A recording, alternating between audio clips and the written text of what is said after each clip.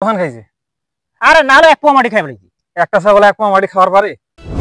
আপনার বাসু যদি এইবার আমার ভুট্টা বাড়ি এসে না, এই শিলাহাটি ইউনিয়নে আমি খড় দিব না, একদম বান্দরবন। আচ্ছা দিও, ওরা যদি ভালো মানুষ হতো না তাহলে কথাগুলো ওদের কানে ডাকতো। ঠিক আছে, আপনি তো শুধু আমার দিকে দেখতেছেন, কিন্তু প্রকৃত অর্থে ওরা এই এলাকার মধ্যে সবচেয়ে খচ্চর মানুষ। দেহাই হয় না। আরে বাসাদ ভাই, ছাগলটা খড় দিলেন কেন? কতক্ষণ বাদাম খাইছে দেখছো? আপনার বিদেশি বাসুটা যে আমার ভুট্টার খেত শেষ করে দিল। আর ওটা বাছুর, ওটা বান্ধি রাখা যায় নাকি? এটা তো ছাগল, এটা তো বাছুর। আর বাবা এটা বড় ছাগল, ঠিক আছে, এটা তো বাদামটা খায় একদম একদম মাথায় দিয়ে দিছি। এই জন্য খড় দিয়ে লাগবে। তো খড় দিবে না? আমার বাছুর, এটা ছোট বাছুর, বাছুর বান্ধি রাখা যায় তো, এটা খাইতেই পারে একটু একটু। আপনার বাড়ি কই আর আমাদের বাড়ি কই? আমাদের বাড়ির কাছে আপনার আবাদ, সেই জন্য ছাগলটা খড় দিয়ে লাগবে, একটু তো খাবেই। আরে ভাই কতক্ষণ খাইছে যা দেখো জি। কতক্ষণ খাইছে? আরে না হলে এক পোয়া মাটি খাই ফেলেছি। একটা ছাগল এক পা মাটি খাওয়ার পারে? তোমার বিশ্বাস হয় না, তুমি যা দেখো জি। একটা ছাগল বেলা এক পা মাটি খাইছে?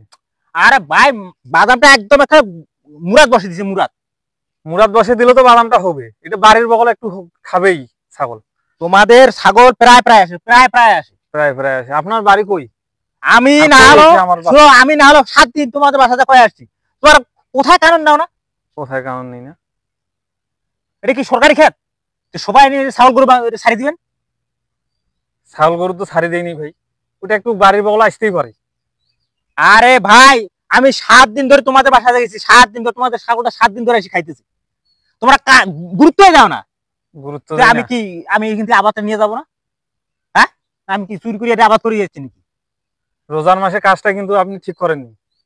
কাজটা আমি ঠিক করছি না, না বেঠিক করছি এটা আমি ভালো জানি। খড় দিছেন না আমার ছাগল?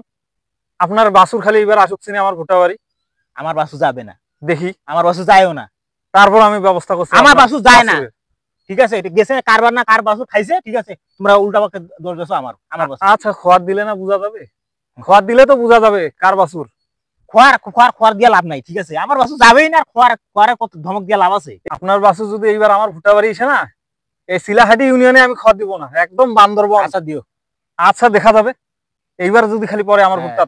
তোমার ওই 5 বিঘা জমি বেচে বান্দরবনে যা খড় দিয়ে যাও। আচ্ছা, দেখা যাবে।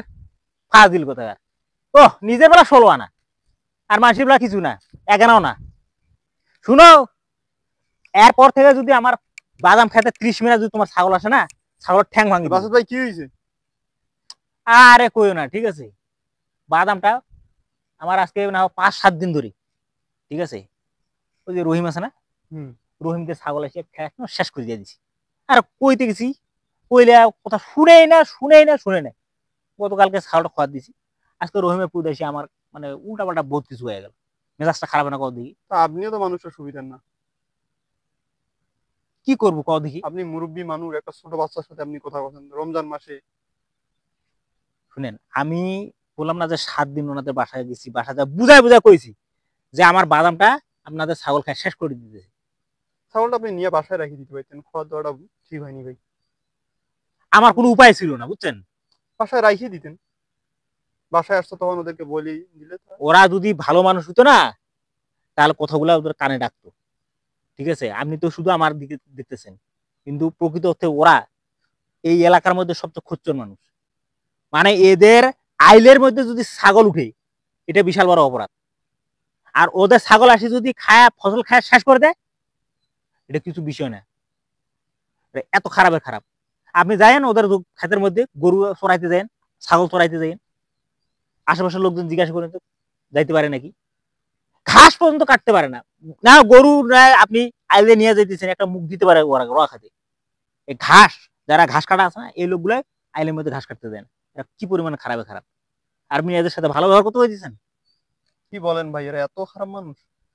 আপনি বিশ্বাস করবেন না, এরা 5টা ভাই আছে, মানে ওই ছেলের 5টা চাচা আছে, বাবা সহ 5 ভাই।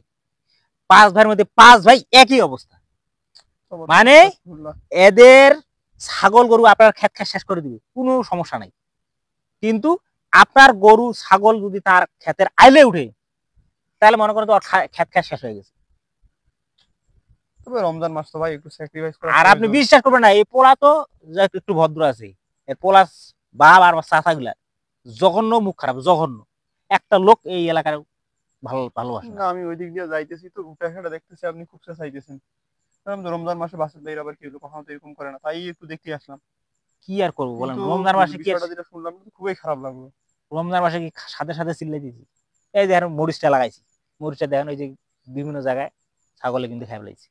ওদের ছাগল, ওদেরই ছাগল কি? হ্যাঁ ওদের ছাগল। এই এলাকায় ছাগল গরু ওদের ছাড়া কারো ছাগল গরু ছাড়ি দেওয়া নেই। সব লোকে জানে যে এখানে বিভিন্ন রকম ক্ষেত আছে, ভুট্টা ক্ষেত আছে, বাদাম ক্ষেত আছে, সবাই বান্ধি রাখছে, ওরা বান্ধি রাখে না। তাহলে আপনার কাজটা ঠিকই আছে, যে শিক্ষা হইলো তো ভালো, না হইলে তো।